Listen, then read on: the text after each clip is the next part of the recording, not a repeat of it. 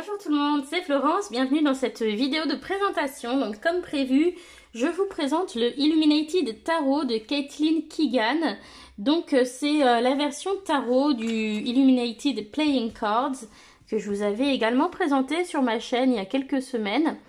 Donc en fait, celui-ci est sorti en premier et ensuite elle a sorti une version mini avec ces deux jeux. Donc je vous remontre un petit peu pour vous remémorer ce que c'était.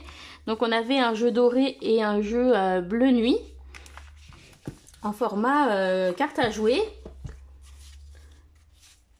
Et donc voilà, c'est des cartes à jouer qui ont été combinées avec les cartes de tarot. Donc on a un format un peu particulier parce que du coup on a 53 cartes en comptant le joker. Donc il y a une structure un petit peu particulière.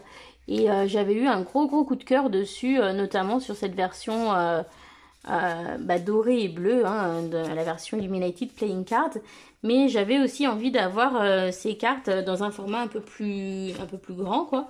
Donc voilà. Et puis la version que je vais vous présenter ici, le Illuminated Tarot, a un rendu complètement différent parce qu'au lieu d'être dans des tons beige, blanc, doré, bleu marine, ça va être très coloré.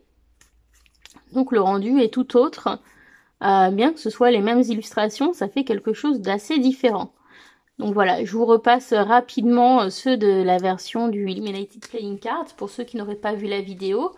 Je vous la mettrai en lien à la fin de celle-ci, comme ça si vous voulez découvrir plus en détail la structure du jeu et les illustrations de plus près, eh bien ce sera possible, mais au moins voilà, vous voyez un petit peu à quoi ça ressemblait. Donc maintenant on va passer à son grand frère, donc le Illuminated Tarot. Donc celui-ci je le laisse de côté. Donc déjà ça arrive dans une super jolie boîte avec un fini un petit peu tissu presque, entre le papier et le tissu, je sais pas trop, et des jolies dorures dessus tout autour. Et en fait, quand vous l'ouvrez, il arrive sous plastique, sous blister. Et donc, le dos est comme ceci. Sauf que la bonne idée qu'ils ont eue, c'est de faire ce dos avec le code barre sur une petite feuille qui est amovible. Et donc, la feuille, on peut la ranger à l'intérieur du coffret et avoir un joli coffret sans code barre. Donc ça, je trouve que c'est une super bonne idée parce que c'est jamais très beau sur les étagères selon comment on range ces jeux, de voir les codes barres. Donc voilà, ça je trouve que c'était une idée plutôt sympa de la part de l'éditeur. Donc là aussi, nous avons 53 cartes pour la divination et pour jouer aux cartes si on le souhaite. Ça s'ouvre comme ceci. Donc ici, voici l'intérieur avec des petits motifs. Donc on a des bâtons, des coupes, des lunes avec les différentes phases de la lune, des petites épées. On a le petit livret. Je reviendrai dessus tout à l'heure. Ensuite, on a donc les cartes avec un petit ruban pour les enlever. Alors la seule chose que j'ai à leur reprocher, c'est que je sais pas comment, l'impression que ça fait des petits flocons partout et ça me met plein de petits points blancs sur mon tapis de tirage, donc ça fait un effet un petit peu dégoûtant. Alors je pense que c'est parce que le jeu est neuf, ça doit venir de la coupe qui a laissé des petits débris de carton blanc, mais c'est vrai que c'est un petit peu pénible. Donc ici, les cartes ne risquent pas de passer dedans, donc on peut laisser la forme, il n'y a pas de souci. Et on peut même la soulever pour ranger le petit papier si on ne veut pas le perdre. Voilà, donc moi je vais mettre ça comme ça dans ma boîte. Ça, je garde quand même tout. Voilà. Donc, hop. Allez, donc c'est parti. Donc on va regarder ce jeu donc qui est assez gros quand même. Je vais vous montrer en comparaison avec une carte du Happy Tarot de chez Lo Scarabeo.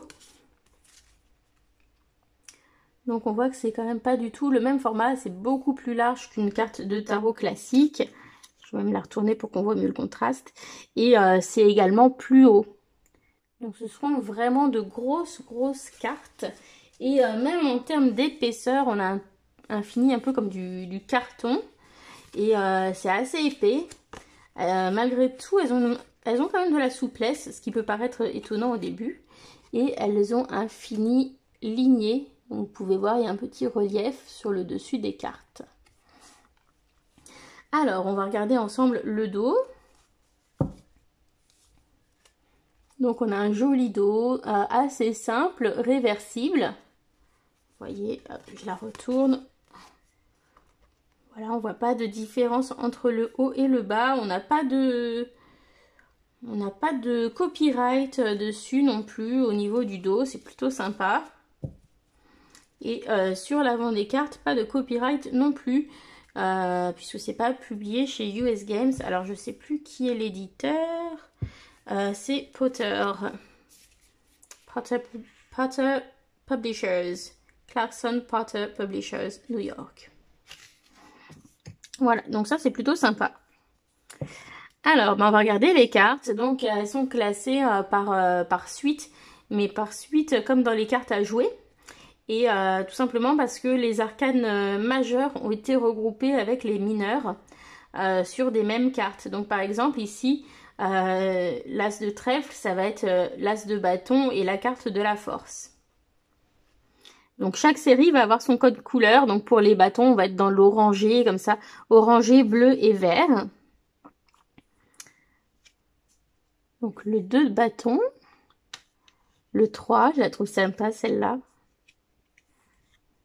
Le 4. Là, on reconnaît bien l'influence du tarot Rider-Waite.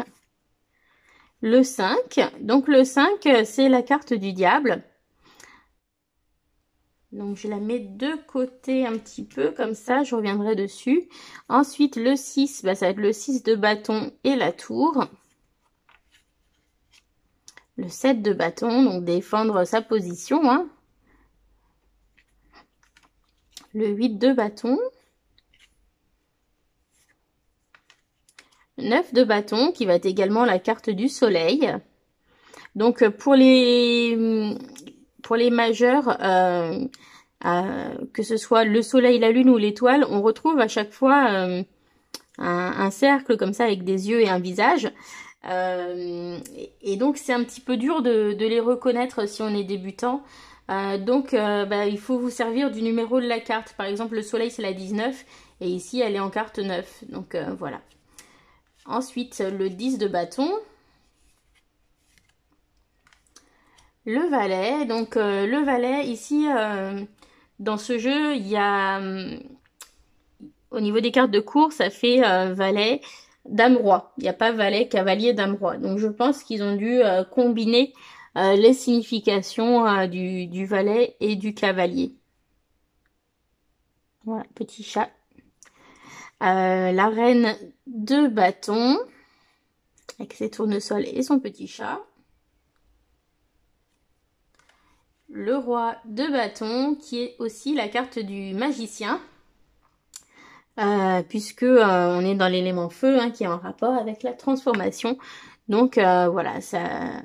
Et puis le roi de bâton aussi, quelqu'un qui fait preuve de beaucoup de volonté, de beaucoup de détermination. Donc ça va plutôt bien avec l'énergie du magicien. Ensuite, on passe avec les carreaux à la série des deniers. Donc ici, on a l'as ou des pentacles, hein, l'as de denier, l'as de pentacle, mais qui va être aussi la carte du monde au niveau des arcanes majeures.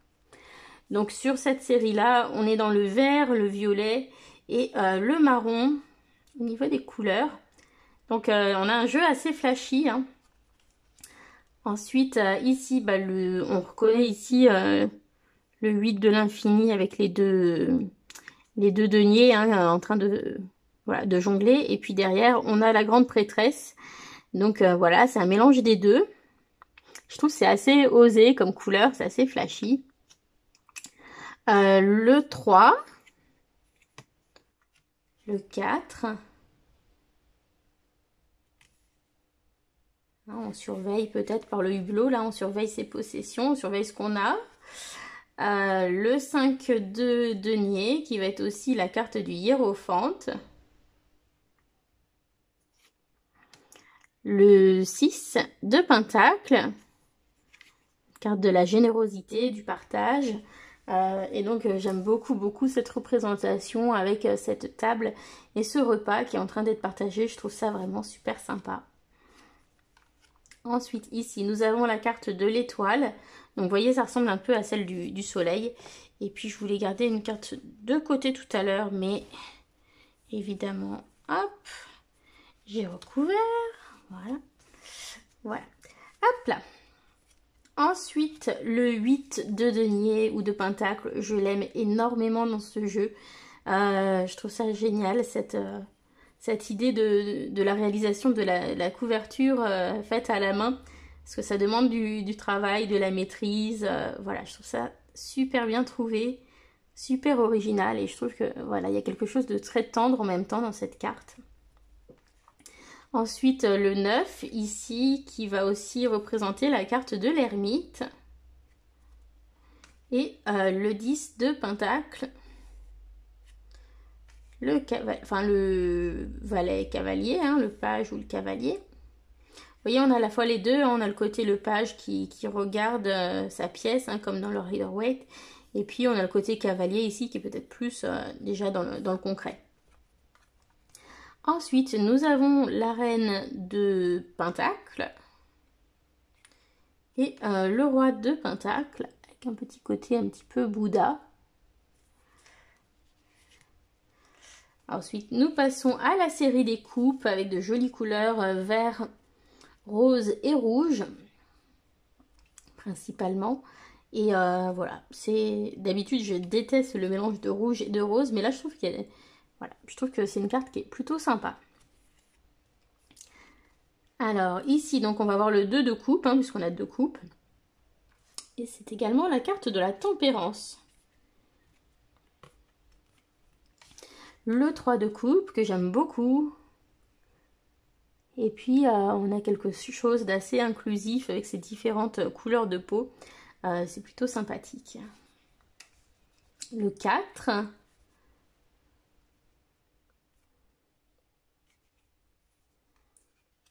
Le 5 de coupe. Donc on a 2 coupes, hein, qui sont restées debout. Et le 6 de coupe qui va être aussi la carte des amoureux. Et donc je voulais la garder de côté pour la mettre en parallèle avec donc, la carte du diable. Donc on retrouve les amoureux normalement dans la carte du diable. Et donc c'est bien le cas dans ce jeu, sauf que voilà, les éléments qui bordent la carte ont été changés. Et puis les personnages ont les yeux fermés dans la carte du diable alors qu'ils ont les yeux ouverts dans la carte des amoureux. Donc voilà, tout ça c'est assez sympathique et assez sympa, voilà, assez original. Tout en faisant un petit clin d'œil au traditionnel Rider-Waite. Ensuite, le 7 de coupe. Voilà, donc assez traditionnel, hein, on reconnaît bien. Ensuite, pour le 8, donc 8 de coupe, c'est aussi la carte de la lune. Et si vous voyez ici dans le mandala que ça fait, hein, on voit des petites lunes avec les différentes phases de la lune. Voilà, donc ça peut être un moyen de le reconnaître. Et sinon, il porte le numéro 8 et la lune, c'est le 18. Donc on peut se repérer comme ça également. Ensuite, le 9 de coupe.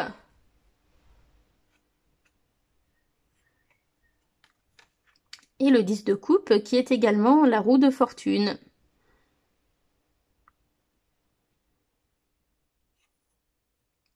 Le page cavalier on va dire. La reine de coupe qui va être également la carte de l'impératrice. On a le symbole de Vénus, hein, qu'on retrouve normalement sur le bouclier de l'impératrice qui est ici sur son bras. Voilà, et puis elle a ce côté assez Gaïa, je trouve, qui fonctionne très très bien. Et c'est peut-être plus évident dans cette version colorée que dans la version en doré et bleu. Mais ici, voilà, avec ce ton, cette robe verte et puis ses cheveux roux flamboyants, voilà, on a un côté assez mère nature, voilà, qui fonctionne bien. Ensuite, nous avons le roi de coupe, qui a un petit côté capitaine de bateaux pêcheurs. Voilà. Plein de petits détails là, les petits poulpes et tout. J'avais pas fait attention. Ensuite, une carte que je trouve vraiment magnifique dans cette version, c'est l'as d'épée. J'adore les couleurs. Au niveau des coloris, c'est ma suite préférée. Donc on est dans des bleus, des violets, enfin voilà, tout ce que j'aime. Un petit peu de marron. Et donc voilà, je le trouve absolument splendide. Ensuite, nous avons la carte du 2 d'épée. On reconnaît la position avec les mains croisées. On a les épées qui sont tatouées dessus, le bandeau sur les yeux. Et si on retourne la carte, eh bien, nous avons le pendu. Voilà. Ensuite, le 3 d'épée. Le 4 d'épée, qui est aussi la carte de la mort. Voilà. Le 5 d'épée. Ce qui est sympa, c'est qu'ici, on a le dos de ce jeu-là. Et puis, dans les versions, petites versions, carte à jouer comme ça. Hop là. Pardon. On a les différents dos, en fait. Dans le jeu doré, on a le dos du doré. Et dans le jeu bleu, on a le dos du jeu bleu dans les cartes. Donc, il y a une petite modification qui a été faite pour chaque version. Puis, évidemment, les couleurs sont différentes dans chacun des 3 decks. Donc voilà, c'est plutôt sympathique comme clin d'œil. Ensuite, le 6 d'épée. Le 7 d'épée, qui va être aussi la carte du chariot. Donc là, on a quand même plus le chariot qui ressort que le 7 d'épée, mais bon. Le 8 d'épée, qui va être également la carte de la justice. Le 9 d'épée, qu'on reconnaît facilement. Le 10 d'épée, qui va être également la carte du jugement. Voilà, très jolie carte aussi. Ensuite, nous avons le cavalier et page, voilà, le valet 2 d'épée, tout simplement. La reine d'épée.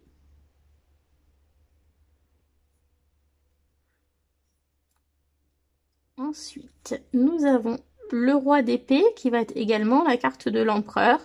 Donc, ça fonctionne très bien, là aussi, je trouve, comme association. Puisque on a ce côté rigoureux, carré, structuré, des épées qu'on peut retrouver chez l'empereur, donc pourquoi pas. Voilà, je trouve que ça le côté responsabilité qui marche bien. Et puis on termine avec la carte du fou, voilà, qui est réversible. Voilà pour ce jeu. Donc j'espère que vous trouvez ça sympa. Alors je vais vous montrer rapidement le petit livret parce qu'il est assez joli. Il y a assez peu de choses dedans, mais c'est joliment fait. Alors donc ici, donc on a un petit paragraphe sur l'origine du tarot, lire les cartes, les dispositions. Donc ici on vous propose un tirage à une carte et ici on a un exemple de lecture. Donc c'est plutôt sympa d'avoir ça. Ici on a une carte pour s'adresser à une question en particulier. Donc ici on a en anglais quelle devrait être la prochaine étape dans ma carrière. Et puis ensuite, voilà, on a une proposition d'interprétation. Donc ça, c'est une bonne chose parce que c'est plutôt sympa de voir comment ça s'utilise. C'est plus concret pour les personnes qui sont débutantes. Après, bon, c'est en anglais. Donc, ça dépend de si vous lisez l'anglais ou pas. On vous propose un tirage à 3 cartes, passé, présent, futur. Pareil, avec un tirage pour vous montrer comment on fait. Donc ça, j'aime bien. Et puis ici, vous avez les correspondances. Donc, les trèfles, clubs pour les bâtons, associés à la passion, la créativité et l'élément feu. Les carreaux pour les deniers, donc le monde physique et l'élémentaire. Les cœurs pour les coupes, donc l'émotion, l'intuition et l'élément eau. et les pics pour les épées, donc raison et intellect et l'élément R.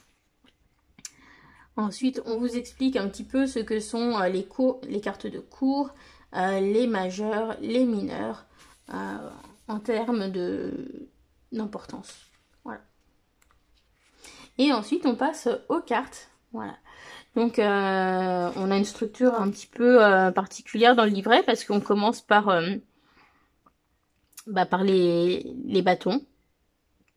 Ensuite, on a les deniers, les coupes et on termine avec les épées et en dernier le fou. Et donc, on n'a pas un classement comme d'habitude avec d'abord les majeurs, ensuite le reste. Tout simplement parce que la structure de ce jeu est différente. Voilà, mais je trouve que c'est joli au niveau de la présentation. Il y a un joli travail qui a été fait sur le graphisme et sur la calligraphie du jeu. Donc voilà, j'aime bien. Après, c'est vraiment très très succinct. Et par exemple ici, on a donc As de trèfle, force, surmonter le désir, bâtir sa confiance et courage. Donc à chaque fois, on va avoir quelques petits mots seulement, quelques mots-clés pour chaque carte. Voilà, on va prendre un autre, par exemple ici le 4 de denier ou 4 de carreau. Hésitation à aider les autres, préoccupation par rapport aux possessions matérielles.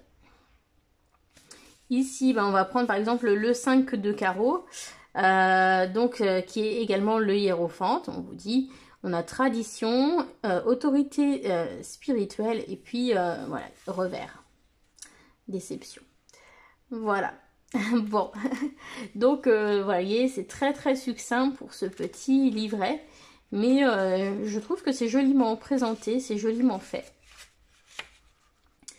Voilà, et puis donc ici vous avez une petite présentation de la dessinatrice et la créatrice du jeu, donc Caitlin Keegan. Et donc voilà, c'est son premier jeu. Et puis ici, une petite présentation de l'histoire du jeu, voilà, du projet tout simplement. Voilà, ensuite on a les mentions légales et puis le dos ici pour finir. Voilà, donc petit livre, voilà, très, très succinct mais joliment présenté. Alors, je vous propose qu'on tire une carte qui sera le message qui vous est adressé par le Illuminated Tarot. On va prendre une carte qui représente peut-être votre situation actuelle ou votre état d'esprit. Une carte qui représentera les situations, l'environnement, l'influence extérieure. Et puis une carte de conseil. Donc on va faire 3 cartes, comme ça on voit un petit peu mieux comment ça fait lorsque c'est disposé ensemble. Voilà, donc ça se mélange bien, hein. C'est des grosses cartes, mais elles se mélangent bien.